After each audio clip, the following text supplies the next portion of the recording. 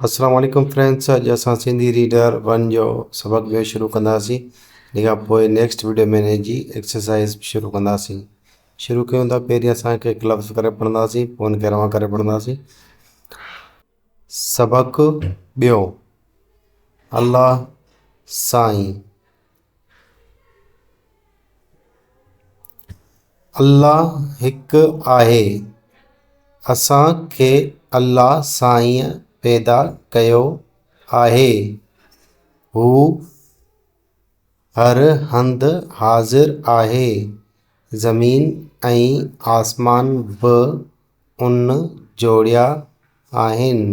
सिज चंड ऐं तारा बि हुन पैदा कया आहिनि। हू असांखे रोज़ी रसाए थो।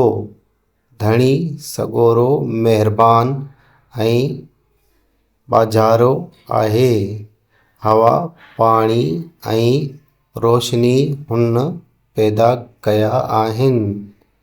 असीं हुन जी इबादत कयूं था। असीं उन खां ई मदद घुरूं था। फ्रेंड्स, हाणे हिनखे असां रवानी सां पढ़ंदासीं। सबक़ ॿियो। अल्लाह साईं।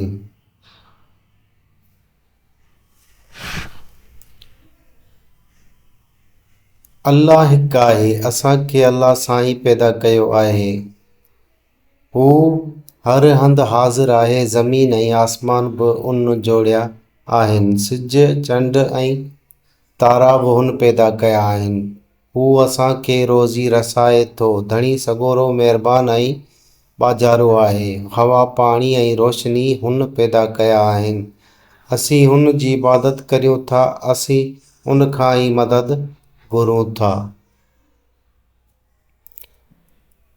हिकु चकर वरी पढ़ंदासीं। सबक़ ॿियो।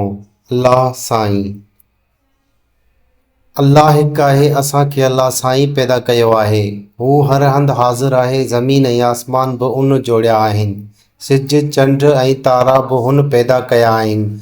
हू असांखे रोज़ी रसाए थो। धणी सॻोरो महिरबान ऐं बाज़ारो आहे। हवा पाणी ऐं रोशनी हुन पैदा कया आहिनि। असीं हुन जी इबादत कयूं था।